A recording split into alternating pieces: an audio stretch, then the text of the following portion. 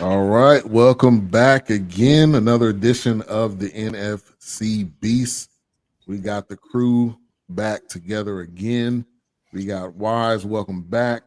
What up? What up? We got Cool. We could go to Cool a lot tonight. He in Philly tonight. So you in the state? In the building, man. You in the state? Oh man, you should have told me. I would have went down to Philly. I forgot. We got Sam Shady in the building. How you doing? How's it going, man? All right. We got Martin Live Wire Sports in the building. Salute, guys. What's happening? All right. So week 8, man, the season's going by fast. That's the good and the bad about the NFL season. You can't wait for it to come, and then when it get here, it's just a blink, man. we in week 8. But we got a great show on tap for tonight. We'll be recapping week 7, talking about the upcoming games for tomorrow. We have some trades in the NFC East, and also the impact of one Taylor Heinicke, who should have been starting from the jump, which we'll get into that. We talked about that, yeah. We talked about that on the chat. Yeah.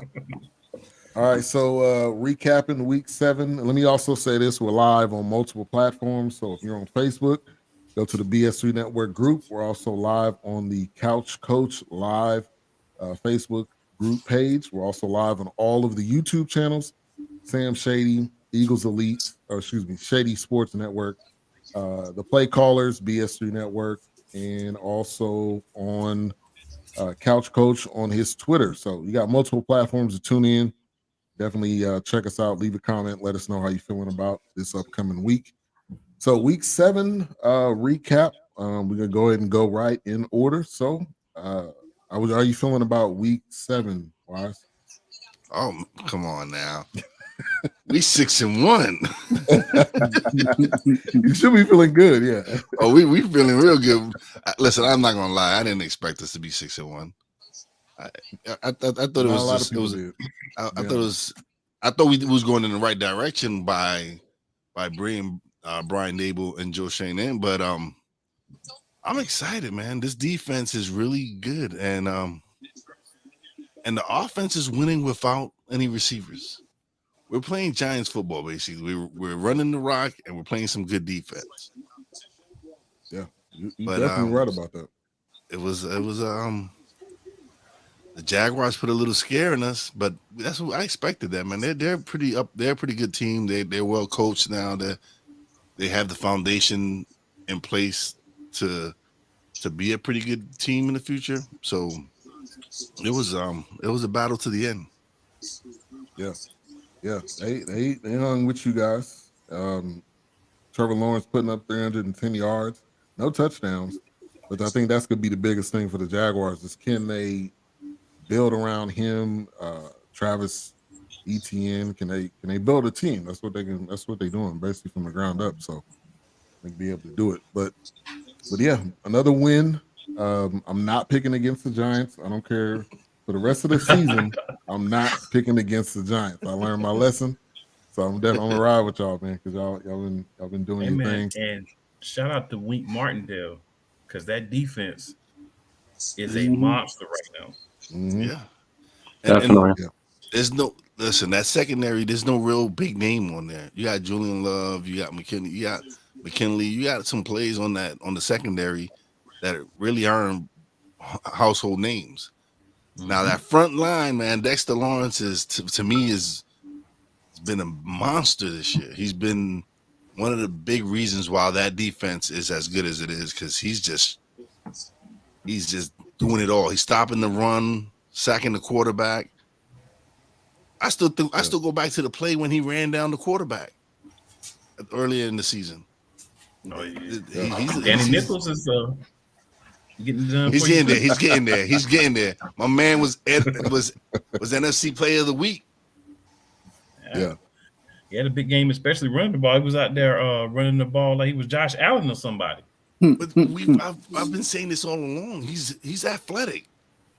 He's athletic. He got some wheels. Yeah. We got the receipts. We know you've been Sneaky. saying it, sir. Nobody else has.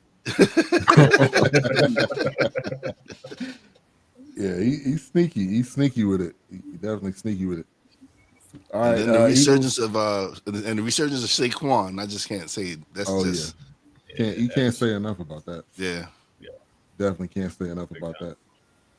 All right, Eagles with a bye last week. Y'all should still be feeling good. You're still undefeated. You've gained something, and you have not. We'll talk about trades, but you really haven't lost anything over the bye. So cool. And then Sam, how y'all feeling with this the bye week? I'm thoroughly encouraged. I like the move. I mean, I know Quinn is getting up there. I mean, I think he's 32 this season. And we cut off the back 2 years of his deal. So to me, this is a move that shows that Howie Roseman's all in on this season. We all know that Jalen Hurts is nearing the end of his contract. So here soon, we're going to be giving him a monster extension with the way he's playing. And that's going to close that Super Bowl window real quick if we're investing a lot of cap space in the quarterback position. So, we can't necessarily make moves like this going down the road. So I like that we're all in on this season. I've heard a lot of chatter that we're looking at running backs as well, including Alvin Kamara, which I think is a little bit too much for me. But I'd personally like to see like Cam Akers or really would like to see a Gus Edwards in Philly. That'd be awesome. You need that. Yeah, you need that bruiser, man. You need that guy at the goal line that's going to punch it in for you guys. Yeah. I just read that Alvin Kamara thing, and I just shook my head. I was about to jump out my window. I was like, come on, man. Is Sean McVay over there? What's going on? Well, man, I agree with Sam. I don't really want Kamara. Number one, I don't want to give back that first round pick. Right. Number two, I don't want to have to pay Kamara, and we've got legal issues that may be coming up with him. So I'd rather let that be. And he's kind of like another Miles Sanders, right? And catch the ball in the backfield. He runs. He's more of a shifty guy, not a power guy. I'd rather have, and I've been saying this like for 2-3 years, Kareem Hunt, who's got a mix of power, but he still can get out there and do some things. He can be an every down back if you want him. He's probably going to be going. He's definitely going to be going from Cleveland after this year. So even if we're renting him for the rest of the year to try to, get to that Super Bowl plateau, I can rock with that. I would love Cam Akers. You know what I'm saying? Young guy, still got a couple of years left on his rookie deal. So I'd love to bring somebody like that in. I would really love for the Eagles to realize that Trey Sermon is on the bench and maybe put him in the game sometimes instead of little Boston Scott and baby Kenneth Gainwell, who I like both of those guys, but they're not power backs. Trey Sermon is the power on the team. So we're out here looking for running backs, but we have a guy that we should be using that we're not using. Exactly. Former third-round pick just a couple seasons ago, too. And when he's got the limited opportunities that he's had to play, he's played well. He's gotten yards. He's been a bruising back. He's been up the middle, no cuts, no hesitating, getting the ball, reading the hole, and going. So, I mean, why is he not seeing the field more? I'm a little concerned about that because that's somebody you already have that feels a role is needed, but it's like we're not feeling it. I love what Sanders is doing this year, but again, you get a ball to Miles Sanders on the 2-yard line and the defense knows it's coming, he may not get in the end zone. You get a ball to somebody with the size of Trey Sermon, he should be able to get that 2 yards. Mm-hmm. Use him. If you got him, use him. If you're not going to use him, then find somebody, but feel the role that's needed and don't just go get somebody to get somebody. That's my thing. Yeah. And I love the win deal, by the way. Love it. I mean, we can go get 10 defensive linemen. I love every one of them. So let's go. That's what you need. That's what you need to that's that defensive push that you need. Yes, sir. All right, so the guy that's got to be the most excited on this show has got to be Martin right now. So how you feeling? How you feeling about week 7, beating Green Bay? Man, can I get a Heineken for a Heinicke? You know what I'm saying? You know what I'm saying? Man, look, I've never been I haven't got nothing against Carson Wentz, but I feel like Taylor Heinicke has done enough to prove that he should have been a starter. Even back 2 years ago when we was in that COVID year and we won the East then, and we almost had a chance to upset Tom Brady, coming into coming to the even last year though. Yeah, that's what I said. Coming into last year, he should have been the job. Even though we had a flux, we had Alex Smith there coming. All of this different changes. But Heinicke has proven he even went this year to work out and try to get stronger, be a better thrower of the ball. And we spent $28 million just for Carson Wentz when we could have had that $28 million on a linebacker, a cornerback, more depth on the offensive line. So there was multiple ways. But Riverboat Ron, he makes these crazy decisions. But I was proud that Heinicke got in there because I knew if Heinicke got in there, we had a chance to beat Green Bay because Green Bay looking so flat right now. And our defense was playing. Our defense has been playing well, and shout out to all of our teams in the East because all of us have great defense right now, and we probably all our defense is probably in the top 10 somewhere in the category. So shout out to all our teams' defenses right now, and Washington is number 1 in the league in quarterback pressure. So we had, from the Philly game, we kind of like stepped up a whole lot to do different things. And I think Carson Wentz not Carson Wentz, but Taylor Heinicke, I think he should be the starter until the end of the season. And good or bad, you know what I'm saying? Because there are games on our schedule that we can win, especially going into the game against Indy. Now, the only thing is Cole Holcomb ain't playing. That's one of our linebackers. But Bostic, we picked up. He's familiar with the defense, so he could plug into that run stop. So we just gonna have to mix and match in that area because I know they're gonna rely heavily on Jonathan Taylor for Indy. But man, Heinicke, he's gritty, he's tough, and he will run out the pocket. Yeah. That makes defense think a little bit differently how you deal with him, you know what I'm saying, than versus Wentz. And I think I'm sorry. Go ahead. And I think his teammates love him.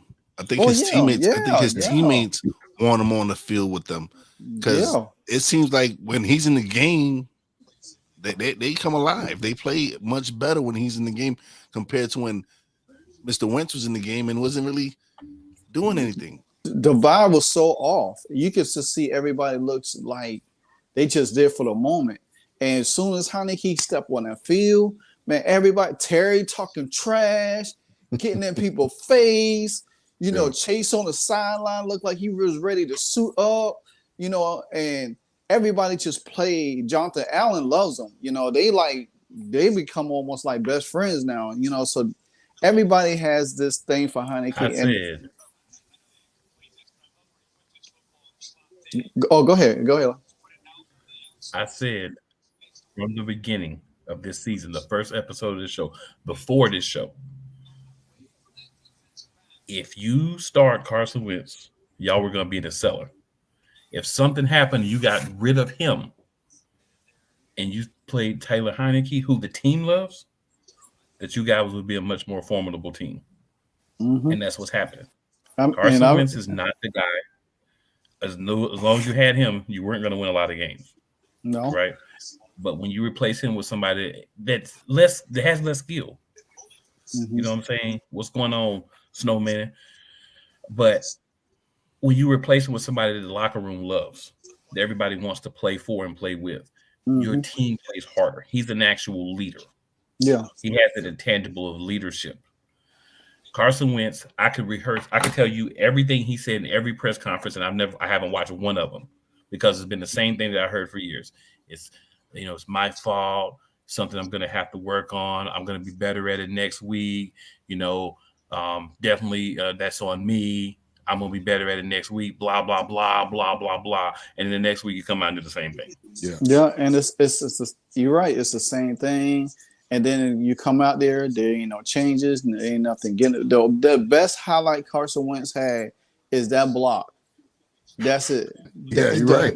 That's the only highlight he had was that block. And so you saying he should be a fullback? No, he don't need to be nothing. That was just a one-time only. That was a one-time only thing out. Man, let me tell you, if he had a chance to do that block again, he'll probably think twice about it. You know what I'm saying? Because Roquan Smith wasn't expecting it. So therefore he was surprised. Yeah, he was surprised. He was like, who was that? Carson, that you? I know, right? So he was on the ground surprised more than anything. And just our two-headed monster running back, AG and Brian Robinson coming back. That's another phenomenal story in itself. You know what I'm saying? Just to see him on the field, it's just this team has. I said it. That's like we have the depth at offense where we can compete. You know what I'm saying? It just you got to put the right guy there to bring it out of them. And now you're seeing it. I know we ain't doing no predictions right now, but I have this calculated in my head. You know what I'm saying? Oh, somebody said Aaron Rodgers is trash. Facts. CJ always come in, man. Always. Hey, and his boy, CJ while we on it, his boy Tom Brady. Oh yeah, Tom Brady, my boy too. But he playing trash too. I got to call it the way I see it. Somebody put a meme on Aaron Rodgers. When he got hit and his eyes looked like they were about to pop out of his head. So they put 3 quarterbacks around him that has like beat him and stuff. So, but I just think right now Washington is going in the right direction. I feel like Heinicke could run off 4 straight games before we play the Eagles again. Now that will be a different tale of itself because the Eagles is on a totally different game plan right now. So, but I take each week, and if we get keep winning and put ourselves at a good over 500, I'll be happy with it. It's games on. I mean, because this game's on the schedule that I feel like Heinicke he will make a difference along with the defense. So yeah. And I'll say this: at the end of the day, Taylor Heinicke has heart. That's it. That is it. He is not, skills wise, you could say he may not be better on paper than Carson Wentz, but he got heart, man. And heart can get you. It's not a tangible thing. It's like momentum. Sometimes you can't. It's not tangible, but it shows. Sometimes your heart and drive outweighs the talent. Yeah, I agree. Truth. Saying? With that being said, sorry, go ahead. No, go ahead. Sam. I was curious. Do you guys think Carson Wentz ever starts again? I mean, for any team after this? There's somebody going to give him a job. There's someone going to give him a job. Somebody going to give him a job. Someone's going to give him a job. Yeah, he'd be not allow him to start. After all, you can't unless you just. He'll be a backup somewhere, and if that quarterback gets hurt, he might start again. That's what I'm thinking. I think that's where that's the only way. Unless they're tanking, that's the only way he should get a starting job. I'm gonna tell you, he won't start. He won't start another game for us for the rest of the season. Oh, especially if Taylor goes off on a winning streak, that's his job to lose. If he does or doesn't, they're always in a game with him at quarterback. You're not always in a game when Carson Wentz starting. And I think the other point. The other point is too, like you said, Martin, they wasted all that money. Just give Heinicke the job and then spread that money around somewhere else. You just literally wasted that money because he's not coming back. Exactly. You could have gave some of that money to me and let me be like a flagship coach for the team. You know what I'm saying? I mean, like I'm looking for a career move right now. So hey, call me up, Ron. You know what I'm saying? Hey, I got your back, baby. You know what I'm saying? So yeah. So man, so I'm just saying, man, Heinicke is like he's just that spark plug, man. It's just like it's like in basketball, you got a Dennis Rodman or Draymond Green or somebody that's just come in there and just give you that spark off the bench. Yep. That's who Heinicke is. And I think he was sitting there, he was patient, and he knows the offense way better than Carson Wentz. And you know how everybody rallied around Carson Wentz when he threw that touchdown pass to Terry, he threw that touchdown pass to not JD McKissick, but Antonio Gibson. Everybody just rolling, McLaurin was glad because he was getting shut out. Carson Wentz was literally freezing this man out. Oh, you ain't gotta tell me. I have Scary Terry on my fantasy for. I was upset. Well, you probably was done lost. Upset. How many games you lost already? No, I don't know. But the thing is, I got Josh Allen, Stephon Diggs, and Nick Chubb. You made up for it. Okay, you made up for it with them three. Yeah, for sure. Yeah, but that's that. Oh, go ahead. Malik Willis era starting in Tennessee. He's starting tomorrow. I just saw that. Yeah, I'm ready. Sure. I've been ready from the beginning.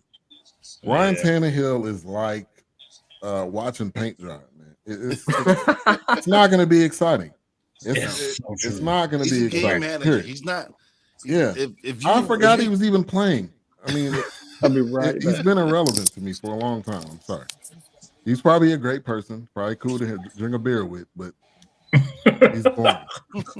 Yeah, I mean, I cannot. That's the best way I can put it. It is like watching paint dry. That's very true, actually. Yeah. All right, so to the Cowboys with a big win. I'm not surprised. It was the Lions. I was just wondering how it was going to happen. Dak looked real rusty. I know it was his first game back. I get it, but I'm not. This next game, I'm not making any excuses. All right, you're getting paid $40 million a year, bro. Just do what we're paying you to do. But I think we was rusty early on. But the defense was the biggest thing in this game.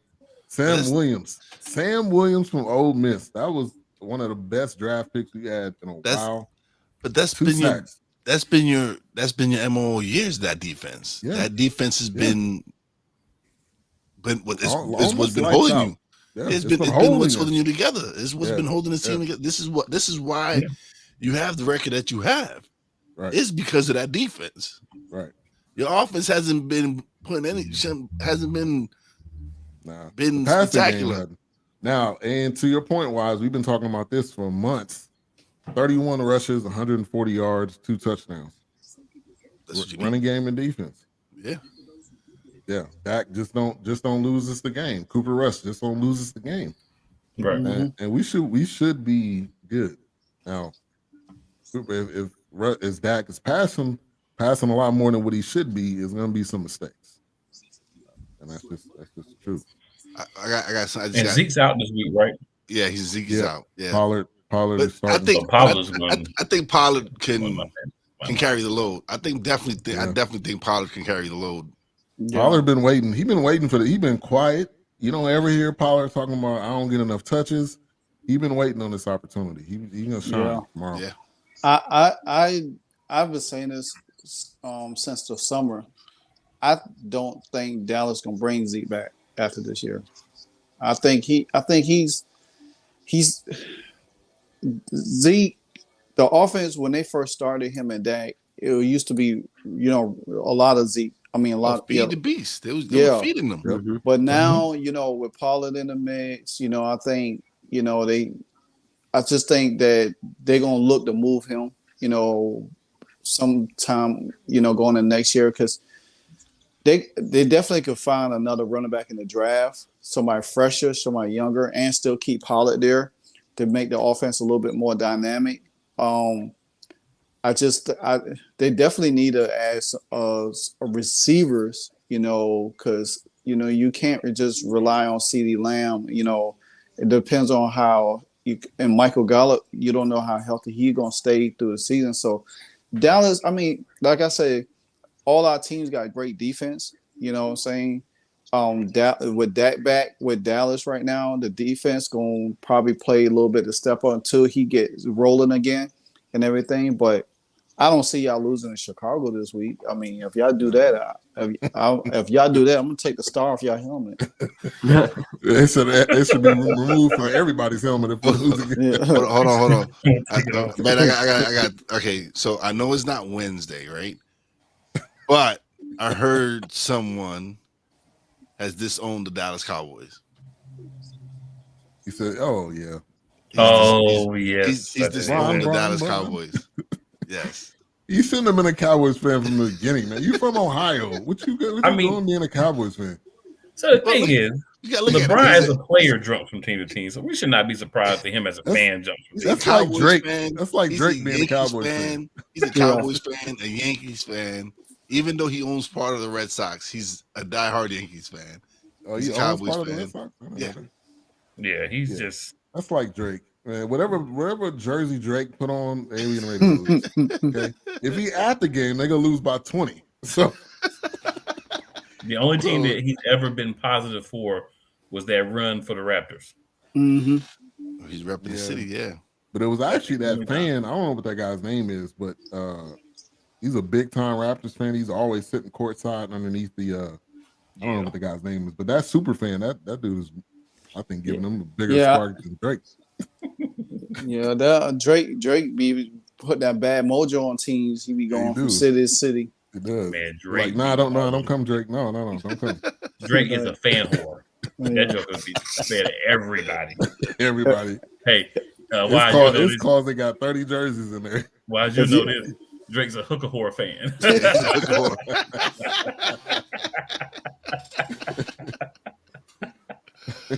Oh man, man.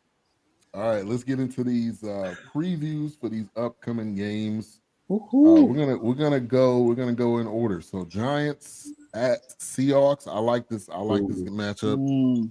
I like what Geno's doing. I do like the Giants as well. Like I said, I'm gonna go ahead and pick Giants before anybody else says anything. But go ahead, Wise. I think we can handle. I don't think Seattle's really played any defense like the Giants defense. I'm saying, but they lead the NFC West. They're playing well. Kenneth Walker's doing his thing. Tyler Lockett is doing his thing. They're gonna miss DK Metcalf. They're gonna miss him. That defense has been playing pretty well, but I still think we have that running game that, even though that's one of their strengths is stopping the run, I think we still can run the rock on them. I think Daniel Jones is gonna have another decent game. I don't think he's doing what I expected him to do under Brian Daboll, and that's just not turn the ball over. And Daniel Jones is notorious for it. He was his previous seasons, he was getting stripped. He was fumbling a lot. His interceptions he threw some costly, but it was his fumbles, and I think he's kind of remedied that, and he's finally got a coach. Mm-hmm. That's what I've been saying. He's finally has a coach that knows how to use his talents. A real coach. A real coach, yes. Not a special teams. Not a special teams coach, yes. A real head coach. Special teams coach as well, man. But yeah, I'm going with the Giants. Yeah. All right. Anybody else picking otherwise? Not picking otherwise, but this is, I think, the only matchup of two teams that are both with winning records this week. Interesting. So this is supposed to be, statistically wise, win-loss wise, the best game of the week. Interesting. Geno Smith versus right. Daniel Jones. You are right. I think that for Seattle, it's surprising. I'm glad Geno Smith's career has got resurrected. You know what I'm saying? He needed that, after all them draft-through years at the Jets. But I think Kenneth Walker could be that X factor for Seattle in this game. Now, how effective he'll run against the Giants front, don't know. But I think Danny Dimes is going to be that other X factor too, because he could run with his legs. And that's something I don't think Seattle has. I don't think they've really played a quarterback that's like really, really mobile that could hurt them. So with that being said, I'm not picking Seattle. I'm picking the Giants. So because I think I want the streak to keep going on. I want us to be the best division in football continually. And I don't see. All right, actually, I think this is where Seattle takes a step back right now. Yeah, I think it was going to happen sooner or later. I think Geno's and that whole team is riding on a high right now. Mm-hmm. But 100%. At some point, they're going to get punched in the mouth. I think it's going to happen. Well, you It's know, gonna be cannabis. this weekend. Well, cannabis is legal in Seattle, so you know they always riding on a high. But it's legal in Jersey too, so That's true. Hey, With that being said, do you guys think Brian Dable gets Coach of the Year this year? I think he deserves a lot of he's on the list. If we end up with more than 10 wins, 10, 11 wins, I definitely think he deserves Coach of the Year because no one. I think some of the predictions were they would win probably 5-6 games. Yeah, it wasn't high. I don't even think they had them winning more than 6 games. I don't remember anybody having y'all winning more than 6. Yeah, I would agree. Yeah. So right now, to me, him and Philly's coach because he is doing a fantastic job. I'm not gonna lie, he is doing a fantastic job. So between those two, that right there, that's your Coach of the Year right there. Yeah, I would agree. I think Dable gets the benefit of the doubt because of how the Giants did last year. Yeah. You know, we were in the playoffs last year, so people are going to look at Sirianni like he's just building on a foundation, whereas Dable came in and immediately turned that team around into a contender. Yeah. A healthy Saquon gave him a huge boost. Yeah. Sure. Yes, sir. Yeah, and the defense. And great comment that you brought up, Sam, because just looking at the list, the odds right now, it's Sirianni 1, Dable 2, Kevin O'Connell, Robert Salah, Mike McDaniel, McDermott, Pete Carroll, and Mike McCarthy. That's the list as of right now. So Mike McDaniel should not be on this list just because of what he let happen with Tua. They need to take him off the list. He won't be on the list for that. Exactly. I would be okay with Robert Salah getting it. He's been a solid coach, and those Jets have looked great this year so far. Real good. I don't want to toot my own horn, but I've been preaching the Jets. You talking about the Jets before the season started. Yeah. Very true. Yeah. Hey, really, both New York teams this offseason had amazing draft classes. It was insane to see both of them work this offseason. I mean, I've always really been, fascinated with how teams attack the draft, and both of them did it to perfection this offseason. Yeah. Yep. Especially for the Jets, man. They have not had luck in the draft for years. The Jets got first 4-round picks.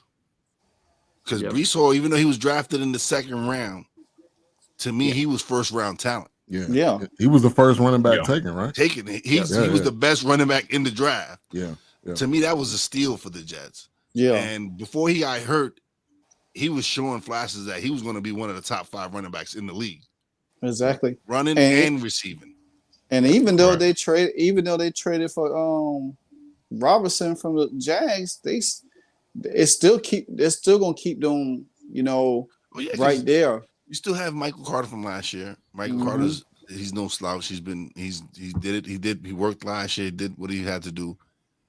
For me with the Jets, it's that losing Vieira is gonna be a big blow for them. He's been their best offensive lineman for the year, this whole entire season. So that's a big blow. Breece Hall is out, right, for the year. Yeah, he's out for the year as well. Those are two big blows that the Jets suffered. They kind of replaced Robinson. Eases the pain of losing Breece Hall, even though he's not. Breece Hall is a special talent to me. Yeah. But losing the lineman, your best lineman this year, that's going to be really something they got to figure out how they're going to. Very versatile lineman too. Let's see if that rookie that they drafted can really step up. Yep. Yeah. And they're playing the Patriots in New England. In Jersey. So that'll be a good game on CBS tomorrow. All you got to tell me is you're playing the Patriots. And I'm cheering for you. And Sauce Gardner is actually showing me that they made the right choice when they drafted Sauce. Oh yeah. Yeah. Agreed. Speaking of which, he got the best nickname. Sorry, go ahead. I said, and he got the best nickname. Definitely. For this Jets game, something to watch. I just noticed that they brought up Chris Streveler, who's a 4.45 guy as a quarterback. The Patriots have been gashed by running quarterbacks all season long, so I might Might be watching the Jets game because I think they might get some interesting packages in there with Streveler as a quarterback on some design runs. Good point. Good point. Yeah. And then especially wonder how the Patriots going to bounce back after that,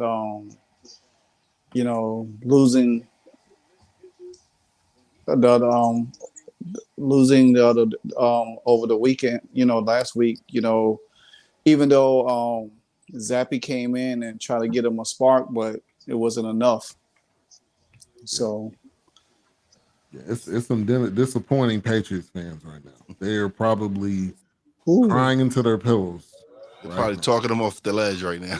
Probably. And I am just sitting there smiling, saying, "Yes, yes, give me your tears. Give me your tears. Give me that bucket. Give me that bucket of tears." All right, let's get to the next matchup. Steelers at Eagles. We're gonna go to the one and only Cool in Philly right now. So excited, man. I think it's a big game. Obviously, it's a rivalry game, right? It's the two teams from Pennsylvania. So, there's always that. Steelers haven't won in Philadelphia in a while. Definitely want to keep it that way. But you don't want to get, too inflated, too confident. It's still the NFL. It's still a team of professional football players. So, the biggest thing is we want to do what we've been doing. Come out in the first half, especially the second quarter when we turn into murderers and, build up as much of a lead as we can. What I'd like to see is more in the second quarter. The second half of the game. I'd like to see more consistency in the second half of continuing to play and not just let's protect the lead and wear down the clock. I want to see a little bit of let's continue to keep it going, even if it's just getting down and getting field goals and taking time off the clock. But we need to continually put points on the board whenever we have the ball. That's what I'm looking for, like the game within the game of, do we come out in the second half now? We've had to buy and play a better game of football. If we can do that, man, then we should win this game. But do not take Pittsburgh lightly. There's this big man in the backfield they have named Najee Harris, and you don't want to get him going. You don't want him to get going early. You don't want Claypool, who wants out, so he's going to be playing well to showcase his talents. He's actually been playing well the last couple of weeks. And then, Deontay Johnson, some different guys. So there's a lot of talent there for Pittsburgh. And it's just a matter for Philadelphia of playing your game, respecting the talent that they have, coming out with a good game plan. I am looking right at you, defensive coordinator Gannon, and just being aggressive and treating this like it's a game we're underdogs in. We're coming off the bye. Let's get this win and keep the thing going. Yeah, I've heard some people say it's a trap game, but I think people need to understand the definition of a trap game. So a trap game is normally like you have this one game where you're looking over that team to the next game. So if you want to tell me that the Philadelphia Eagles are overlooking the Pittsburgh Steelers for the Houston Texans, I am done talking about Israel. But they might be overlooking the next two games. Now, they could be overlooking the next two. If you want to make that argument, I can respect that. But if you're telling me that we're overlooking the Steelers for the Houston Texans, I don't want to talk about you anymore. What's up, big Courtney? It was good, Courtney. He said the Eagles get another win. Appreciate you tuning in. I love to see it. And I think also it definitely is playing your game, and it's getting after Kenny Pickett. Dude's a rookie. He's gonna make some mistakes, and if like you said, cool. If you guys just play your game, this is not gonna be something to be 100% worried about. I think Tomlin is a smart coach. I think this particular team, though, is probably his biggest challenge that he's ever had, and I think it's showing on the field. I would agree. Isn't this his first ever losing season so far? It's not over yet. Well, true, but I mean, 2-5 so far. It's not looking good. It's not looking good. No, it's not looking good. But it's not over yet, man. They got to go. We got a long way to go. Still got some time, man. Sam added the rest of the season on to him. I don't mean it like that. I'm just saying. I mean, it's a rough year. He's turned to a rookie quarterback who's shown to be turnover prone. So I mean, unless that guy makes some strides quick, the season lose your best defensive player. Lose TJ Watt. That was a big blow for them. True. To me, I want to see how the Eagles defense comes out the second half of the game. Saying because it seems that like I tend to like, you know what, we did what we did in the first half, and then like I get a little lackadaisical in the second half, and the Detroit game was a prime example. Yeah, you had it in hand, and then what Detroit do? They came back and almost beat you. Stole it. Yeah. I'm saying, and I think Tomlin's a hell of a coach that if you allow that to happen, they might just take this win. 100%. And I didn't mean to make it sound like I'm looking over the Steelers because I'm not. In fact, what I was trying to say is that Tomlin is such a good coach that he's been a head coach for like 15 seasons. And this is the first year he's ever had an under 500 record. So, I mean, like, that's insane. That's an insane run. So, I mean, I don't think we're definitely looking over these guys by any stretch. I mean, the Steelers are a great team, but I definitely think they can be had. Kenny Pickett has thrown multiple interceptions in every start so far. So if we get in his face like we should, I definitely think Slay and Bradbury and Maddox are going to eat this weekend. Yeah. I mean, the way y'all looked against my Cowboys, man, I was like, this is the best secondary in the league. The way I was just jumping routes. I mean, outsmarting the quarterback. Kenny Pickett can have a long day. I don't see him. I don't see him making strides in this game. Maybe next game. But I don't see him making no strides. Cool. Listen. Go ahead. Oh, I was about to say his stride about to be broke. Eagles are different from week one, says Courtney, and coming off a bye. Yeah, they could be hungry. Cool's been talking about Slay all year, man. Yeah, that's been Cool's guy right there. That's been Cool's guy right there. Slay, Darius Slay's been his dude all year. Yeah. I just want to say one thing though. Darius Slay wouldn't be doing what he's doing right now if it wasn't for CJ Gardner-Johnson and Marcus Epps at the post. I'm just saying that right now because he knows he's got that safety deep, so he can jump that route and get beat occasionally. Yeah. And you will not get an argument from me on that one, sir. And Eagles got Bradbury over there too. Absolutely. Yeah. And that helps as well. Bradbury is actually ranked. Yeah, Bradbury is actually ranked as the top corner, and then Slay is 2 right now. I'd be curious to see those metrics, but yeah, definitely. See, and that's where Ron Rivera wasn't so stubborn. He could have had Bradbury, and we could have got rid of St. Jude took William Jackson's spot, and we could have used Bradbury to take over Fuller's spot, and we would have had 2 solidified corners. We already got the safety position taken care of because Cam Curl is the highest safety in the league right now, highest ranked safety in the league. So that other corner is kind of like hurting us, and Philly got them all. Can I borrow one for a while? We'll pass. We're gonna need them for the long haul. We'll pass. Right. But I don't see Philly losing this game. I mean, it's not like how I think Tomlin, he's gonna coach him up. They're gonna play hard for him and everything. But this is NFL. Anything can happen. I remember a couple of seasons ago, Pittsburgh was 7-0. They was undefeated until they ran into my Washington squad and we knocked them off. I don't see that happening in Pittsburgh knocking off Philadelphia. I mean, it's Kenny Pickett gonna have to play like lights out. Yeah. It was his best game of the season. Yeah. His best game of the season. And the thing about it is that Mr. Trubisky ain't gonna do it. He's not gonna come in and say today like he did the last time over Tom Brady doing. So I don't see the Eagles losing. I think it'll be another win, but definitely y'all hit on a lot. Philadelphia definitely gonna have to come on third and just put more points on the board and show that they could sustain that, because even against us, they was beating us down, sacking us all over the place. They took the breaks off. They didn't score in the second half. They only had 24 points throughout the whole game. Now, that's something that could be kind of concerning, especially when you go down in the playoff and you're going to have to play your best ball then. So, but go ahead. No, go ahead. You good. Cool's been saying it all year. He says we take our foot off their necks once the second half starts. Yep. He says we start off like choking them out, and then once third, fourth quarter comes, we ease off. We ease off their neck. Up. Yeah. And Cool's been saying it all. He's been saying it since week one. He's been saying it.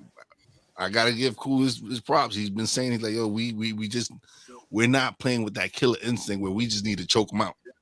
You gotta do like Buster Rhymes, man. You gotta break their necks. Yeah. Courtney says 27-14. Shout out to 1A Latina and Cali. Thank you for tuning in. Appreciate you sharing. Appreciate you dropping in. Awesome. Yeah, we appreciate that support. She's a big supporter of Snowman in the Morning as well. Yep. So, okay, that's why I've seen her name.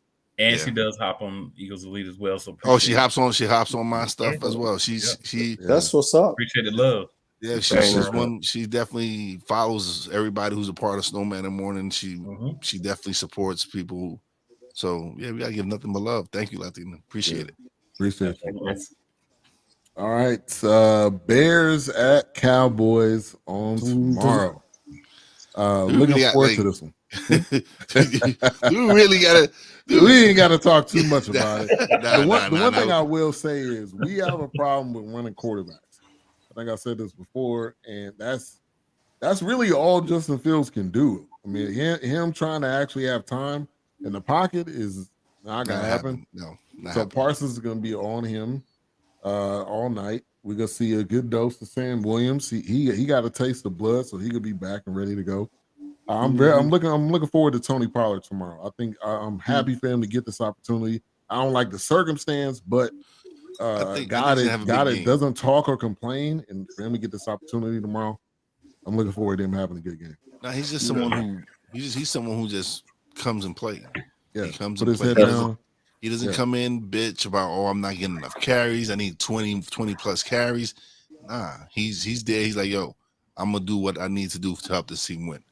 Yeah. And if that means I gotta split reps with Zeke, which has been great because they've been a double head, like they've been that double-headed monster where they just you think you got one, and then next thing you know they change it up and give you Zeke. He's coming through and just pounding on you.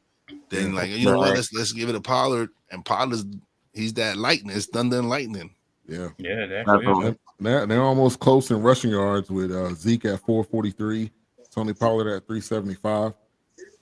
And he's got 4 big runs to Zeke's 1. I think Zeke is now a in between runner at this point. I don't think we're gonna see a lot of long runs from him. But Tony Pollard's gonna get that to you.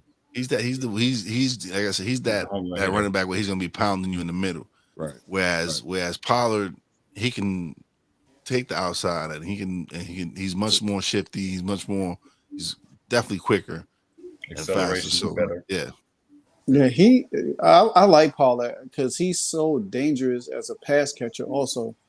And it's just like you said, his shiftiness. Now, the thing about it is, will Dak try to throw the ball more times than it's not Dak.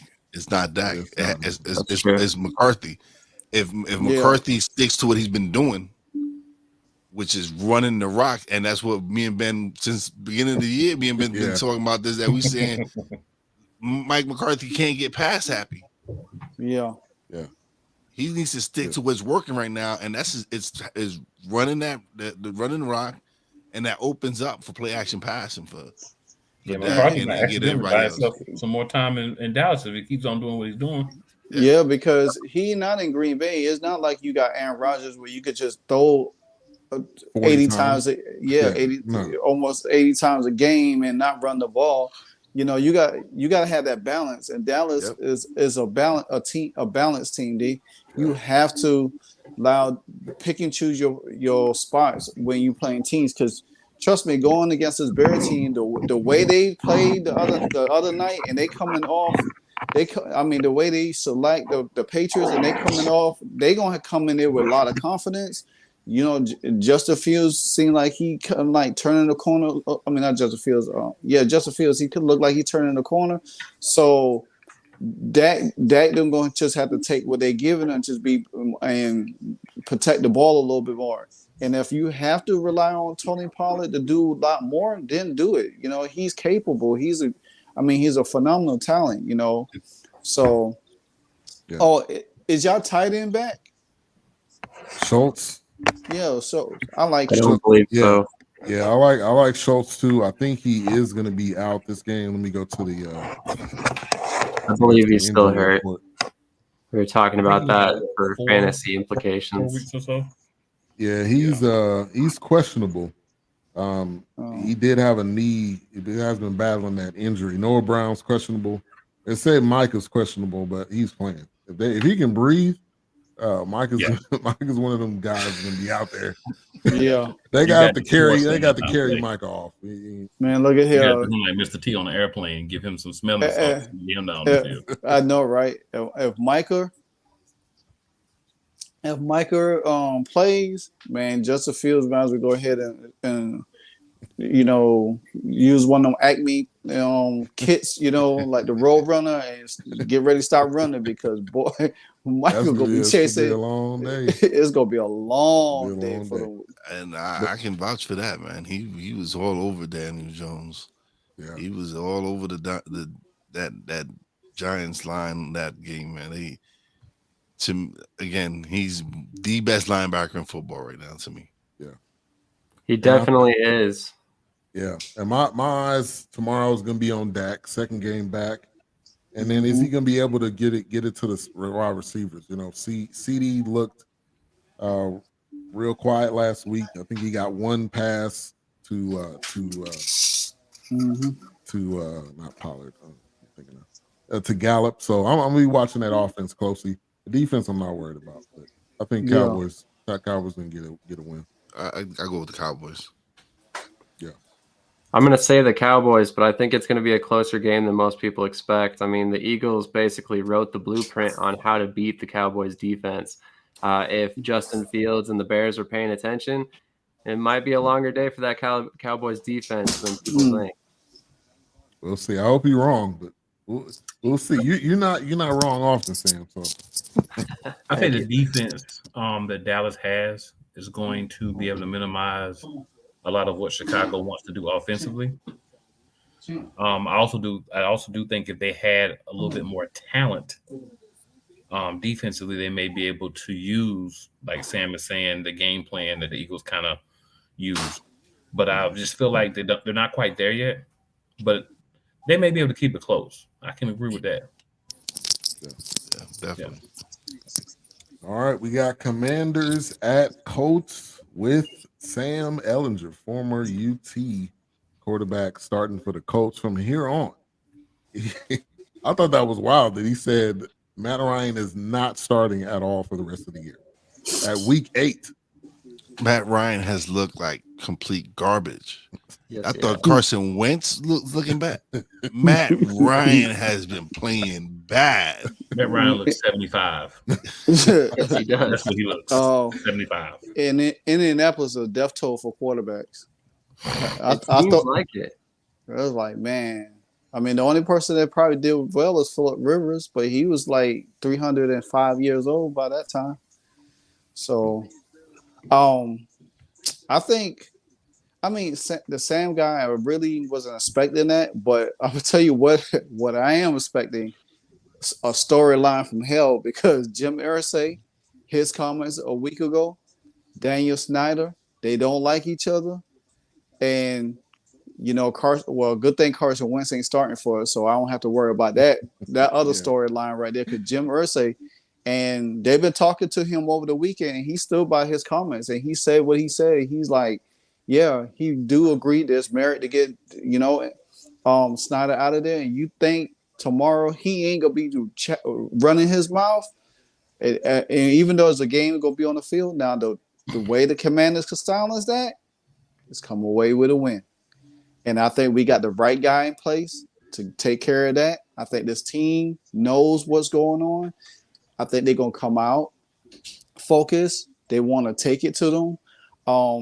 Like I said, our defense is, number one in the league, the quarterback pressure. So we just got to, contain the run a little bit more. I mean, we did a phenomenal job against Derrick Henry. Even though somebody said the matchup is Jerry Sabers, I agree. That's my man Al, casual highlight. I agree with you. I think So I think if we play well against a Derrick Henry and just gave up an even 100 yards, I think we should be really good. I think even though Cole Holcomb is not there, he's our leading tackler. I think John Bostic could come in and plug in to be a great run stopper. He played good against the run last year and everything. I think the offense should be very dynamic, not start off slow, come out fast, come out hot. I mean, just take it to them, and let our defense play downhill. Lo and behold, if Kendall Fuller give up a touchdown this week, I will leave here, miss work on Monday, and fly straight to Indianapolis and take his jersey off, because this dude, he will play good throughout the whole game. And then just that one moment, and I'm telling you, Green Bay, without the Taylor Heinicke interception for a touchdown and that wheel route touchdown that Kendall Fuller gave up, Green Bay wouldn't even score number 7 points last week. So we took the momentum from them in the second half. I think we should do that in the first half, and then just continue to, manage the game, but put points on the board as we see fit, and let Terry eat. You know what I'm saying? So, I'm predicting a win. I ain't predicting nothing less. Now that my boy Heinicke is in the game, you know what I'm saying? So. Yeah, man. I agree. Heinicke, we've been pretty much talking about it all night. The impact that he's had on this team is that spark that they needed. And I think Brian Robinson, too, is another spark, is another momentum thing that you like, man, see this guy come back. I got to play for this guy. Like, who would I be to not come out here and play for him? And you got that spark in him. So, and to me, he should have been started from day one. He just, to me, it seems like he has better control of that locker room. He has better control of that offense. Those plays on offense really truly do respect him. They know what he's capable of, and they have faith in him. And you can see it's a team. You can see how they rally around him. Compared to where when they had Wentz in there. You see how this team rallies around him. They love playing with him. And to me, he's important. He needs to start for the rest of the season. He needs this. If he leads them to a winning record, but to this end of the season, they need to make him their starting quarter that needs to be their franchise quarterback right there. Yeah, I agree. I agree with you, Wise. Totally, because I think he has everything that you want in a quarterback. Yeah, okay, great. His arm ain't strong as they're strong. Drew Brees' arm wasn't as strong, but he was efficient. If you could get Taylor Heinicke to be efficient the way you need a quarterback to be, then you could win games with him. You could. We don't know where Taylor Heinicke could take this team. Even though we got Sam Howell back there, but the thing about it is he ain't ready. You got that's just messing up the game, man. Yeah, because they're like, oh, we need this big arm quarterback. But look at some of these quarterbacks that did have big arms. Ryan Leaf, what did he do? Nothing. So all that thing about having that big strong arm down the field and all that. Nah, I don't think that's what you truly. That's not what is, to me, the most important thing. Yeah. That doesn't automatically equal a formula. It doesn't. I need a quarterback that's a winner, that knows that I'm going in there, and I know I don't, as long as I don't cause turnovers or whatever it is, that we win, and we winning and managing the game. And to me, he does that well. Yeah, I agree. Plays within himself. He doesn't try to be something he's not. And to me, that's what has his teammates loving to play with him. Because if you look at Terry and all these dudes, Terry, the early in the season, he's been doing nothing. Yeah, he hasn't been getting the rock. You talking about your lead? This is one of your top receivers last year. The last few years, 1,000 yards, 3 years straight. Yep. That's true for Logan Thomas as well. And I mean, he wasn't really getting the targets he normally would either. Nope. And now, Logan Thomas, he's kind of nicked up again. And Cole Turner, I think he's out because of concussion. But I love Amari Rodgers. I mean, he reminds me so much of Vernon Davis. And the dude is fast and big. He could catch the ball, and I want to see him more in the game. You know what I'm saying? And then I think De'Ami Brown is back, but Jahan is not. So that's another weapon on the field for Taylor Heinicke.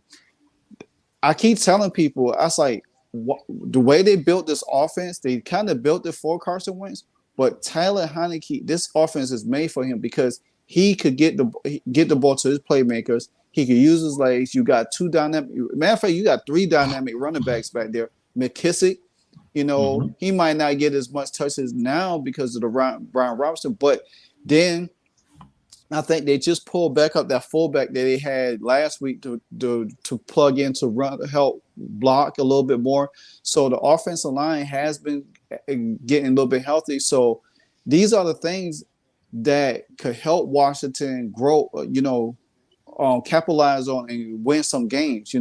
Yeah, we got our division games. That's always tough.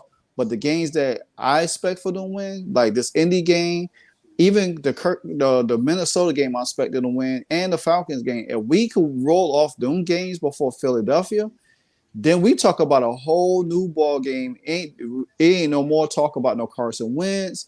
Matter of fact, just cut him, let him go on about his business. You know what I'm saying?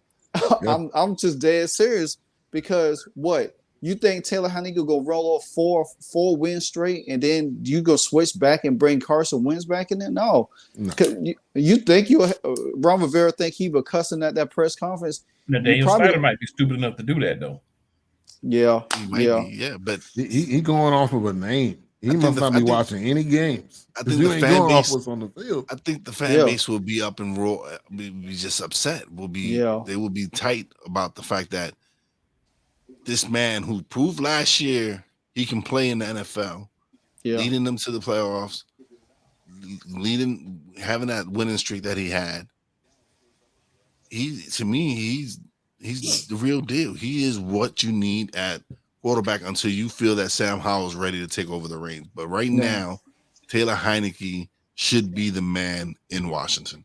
Yeah, I agree with every word each one of y'all say. And that's why Daniel Snyder needs to get going because his decision making put the keys down and step away. Just matter of fact, put it down. Cash your check and be out. Cash your check. Your check on the way out. I know, right? I mean, just say, hey, you know what? I'm done. I can't fight no more. Because every decision he makes with a quarterback, it becomes bad. It becomes a disaster. Yeah. The only one that I agree with that kind of worked out, and we never know because he got injured, is RG3. We never know what that could become because RG3 was a special talent, So Shanahan ruined him, Yeah, they ruined him. Boy, they ruined him so good. I mean, so I besides that, everything else from Dwayne Haskins, bless your soul up in heaven, And Carson Wentz thing, stay out of the quarterback room. You ain't no quarterback.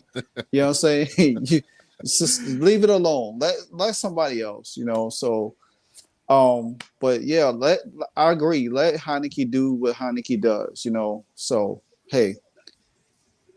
Yeah. I did say this though.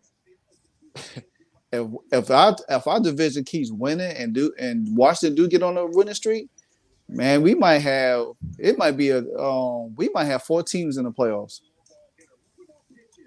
Yeah, I mean it's not far fetched. That would be especially where this trend division- setting. Yeah, Yeah. It would be. Yeah. And we NFC East, we set trends, baby. All you gotta do is look down. We them beasts. Yes, right, Right. Exactly. So I mean, that would be something special. I'm, I know it's a long season, but hey, I would love to see it happen. Yeah, that will make the season even more interesting, especially for us. All right, so last topic of the night, the NFC East trades. We already kind of touched on one of them, but I'm gonna go to Wise first with Tony getting traded. He just didn't fit in with the new regime. He's talented. He hasn't been healthy though either. Yeah, when he was on the field, he was dynamic. His issue was he's been healthy. He hasn't been healthy. Well, he says that he's been healthy now. He said he's healthy now, and I think the Chiefs got themselves a baller. They got themselves a play. I think they're gonna use Wan'Dale Robinson the way they wanted to use him, because Wan'Dale Robinson is a very talented receiver. He's like a clone of Kadarius Toney in a way. But they already have who they need. Yeah, but Wan'Dale came back, scored a touchdown his first week back. Yeah. And to me, if we can get that big play receiver, that one that can stretch the field for us, it's going to open up the field. It's going to open up the field for Wan'Dale Robinson. He's that dude he can come across the middle, get them little passes and break it out, because he's a little speed demon. Yep. Yeah, you hit the nail on the head, Wise. I think the second they drafted Wan'Dale Robinson, the writing was on the wall for Kadarius Toney. Actually, I was kind of surprised that the Chiefs gave up what they did. Wasn't it a 3rd and a 5th? Yeah. A conditional third round pick. I think that's a good trade for the Giants. I mean, we heard all off season that Toney was eventually going to be gone, and he was, but I didn't expect him to get that much for him. So I think it was a solid move on both sides. Yeah. And I think for the Chiefs, they're looking for depth. They know they're going to be 9 times out of 10 in the playoffs. They know that. So they're looking for depth. That was obviously a depth move for them. But I think it was. I think they're trying to find that element they're missing with Tyreek Hill. And to me, if Toney's healthy, he gives them that dynamic receiver where you can dump it off to him and he can make things happen. He can be that Tyreek Hill that they're trying to replace. Yeah. So I think it's a win-win situation for both of them. I like that Paseo guy. He got some speed. They got McKinnon. They got a little bit of speed. Yeah. But I don't know if you ever really be able to replace Tyreek Hill. But yeah, of course. Toney, you can maybe get close if as long as he helps you. Yeah. Like you say, I like Kadarius Toney. I thought he was a great, not great, but a good wide receiver. But injuries do take a part of everything. But I just didn't expect to trade to Kansas City. If a team that I was probably thinking of probably would have been on Baltimore. That always need wide receiver help. The thing with Baltimore is, how can I put this? You're not gonna get Lamar Thomas doesn't. I mean, he doesn't. Lamar doesn't throw the ball. He throws the ball, but he throws it to Mark Andrews. Yes, he does. But this past week, Mark Andrews was hurt, so he actually started seeing everybody else. Yeah. You guys see Deshaun Jackson's in Baltimore now? Yes, he is. That was very interesting. I thought he was going to retire. Yeah. Yeah. Now, I thought the Chiefs were going to go after, because I heard there was a podcast with who was it? I don't know if it wasn't Kelsey. It was the guy that does wrestling, and he was a punter, McAfee. McAfee. I think McAfee was saying that they were going to go after OBJ because they were clearing cap space. Now I don't know if that's still a thing, but if you got Tony, I don't know, you want to bring in OBJ too.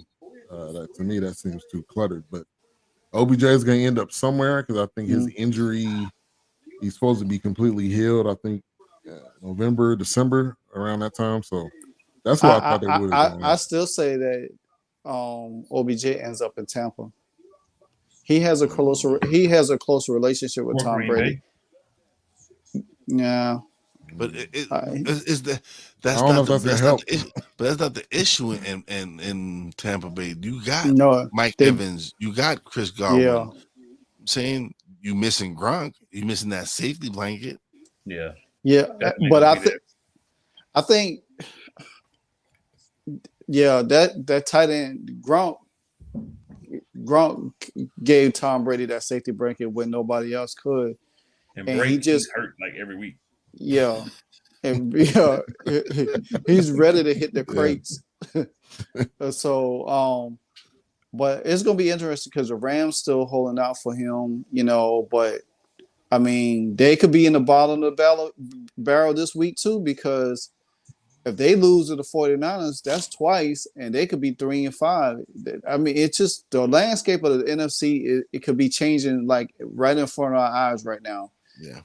In a whole different direction that we didn't even expect it to be this season. So, but that trade from the Giants to Kansas City, I don't know. I just don't want Kansas City to continue to get rich. I don't know. It's just something about them I don't like, man. They will though. They got Mahomes, man. People. It's gonna be like the Warriors of the NFL. People don't want to come there. Now I'm waiting for the Bills to make a move around trade deadline because I'm sure they're gonna have something up. They need running back help. Their passing game is fine. They just need that running back help because. What if they were to go get like Kamara or Hunt? Oh my God! See, you just took the words right out of my mouth. If they go out and get Alvin Kamara, that offense is gonna be sick. That offense. If it's between us and them to get Kamara, how we go ahead and get Kamara? Don't let him go over there. Yeah. Okay, you have a good point. Yeah, just stick him on the bench or something. IR, I don't even care as long as put him in wide receiver. Yeah, he got a broken toenail today. He's not gonna be in, but we put him on the IR for all types of various reasons. But we already kind of touched on Robert Quinn. Which I think that was a big pickup for them. Definitely, that was. He had 11.5 sacks 2 years ago. Now was that 2 years ago or last year? I looked it up earlier this week. But he's gonna be a great pickup, and the fact that the I don't remember who that was crying, but when he found out that they traded Robert Quinn and he was crying, to me that shows the impact is not just on the field; it's off the field too. So Robert Quinn's a good pickup. He played here in Dallas. That was the guy that held out. What's his name? Roquan Smith. Yeah, that was Roquan Smith. Yeah. So. Yeah, I wanted the Commanders to get Roquan. I really wanted him to come to us. We need that boss of a linebacker. That's what we need. We need a boss. About to get him up. Yeah, I get him Chase, Daniel Snyder, Tanya Snyder. His wife, the Tanya Snyder family. Everybody I can think of for Roquan. Winston play fullback for him. Yeah. Long as we get whatever we want out of the deal. Yeah. I think William Jackson could be. He's up to be traded. I know teams was requiring about Antonio Gibson, and Ron Rivera said no, he is not going nowhere. So I'm glad he shut that down because sometimes they mind think like the wind. It blows this way one day and then it goes the next way. So leave our good pieces alone. But you can have Fuller, and you definitely can have William Jackson. I'm all for them. But the special victim units going. Shoot, man. SVU all day long. One on the bench talking about his back hurt. No, you about to be gone, buddy. We gonna shoot you with some Thorazine and get your back right so you can get up out of there. In the last trade, Hankins going to Dallas, which they've had a problem with the run game. Hopefully Hankins can come in and basically clog that up. We had Neville Gallimore. I don't know. I haven't been hearing his name these past couple of weeks, but hopefully Hankins, they showed him at practice, so hopefully he's able to add. But the trade deadline coming up this week, November the 1st. So we'll see what trades we have. Tuesday, yep. We could definitely be talking about those next week. Any other final words, comments that you guys have before we get out of here? Check out NFC Beast on the BS3 network. On where are we at? We're on Cool's, right? What Cool's? What's yours? Yep. We're on Eagles Elite. And Sam, are we on yours? Yes, sir. Shady Sports Network on YouTube. Oh, we got to work and put it on. I was about to say we just trying to get it on yours, and then we. Well, I put the replay up on mine, so that's different. But if we can go live directly to it, then that'll be good. We can add yours too. Your YouTube Livewire if you want. Oh yeah, Livewire Sports and Entertainment. You know, I have a Monday, Tuesday, and Wednesday, and a Friday show. My Friday show hasn't kicked off yet. I've been kind of a little bit too busy. So my Monday show is Washington Commanders, the Aftermath. Tuesday show, Kings on the Daily, and NFC East Roundtable on Wednesday. So yeah, you can find me all through the web. I'm all over the place. So most definitely, and here now, the NFC Beast. So yeah, sure. Appreciate you coming on. With my new family members. Yeah. We fam now. We got a group chat, so we fam forever. Oh yeah, definitely. But before Sam, I'm gonna go to you. What you got coming up? But Chris Mason, thank you for tuning in. You said Lions defense gave it to Dallas. I'm not gonna deny that they did get real physical. That's one thing about Dan Campbell is that he's gonna coach his guys to be physical. They're gonna play hard. Now they may lose, but they're gonna play hard. So I think that's one thing that they have not had. I don't know really since maybe Caldwell days, but so yeah. But go ahead, Sam. Actually, tune in tomorrow night. I got a fan control football player coming on. I bet him about the Dallas game, so he'll be coming on to sing the Eagles fight song. So that should be quite interesting. He's also going to be coming on and talk about his career as well. So if you want to learn some more about Shun Thomas, a running back from the FCF, actually the FCF's fastest man, definitely should tune in tomorrow at 7:30 p.m. Mountain Time, 9:30 p.m. Eastern. Okay. I'll definitely be tuned in for that. And then cool. Final words. Monday I'm free. Tuesday, the NFL Matchup Madness on the Play Callers channel. Wednesday, Eagles Elite podcast. Friday, Play Callers Sports Talk. Also the N1 podcast. And then here Saturday nights, NFC Beast. Hey, enjoy cool. Enjoy it tomorrow, man. Get some pictures, and we'll definitely be talking about it next week. Your experience in videos, wilding out. If I have a voice, look, I might be on all my shows next week. Like, make sure you don't follow the crowd and start throwing batteries and stuff. All right, no batteries, and I'm not climb no poles. Don't climb no poles either.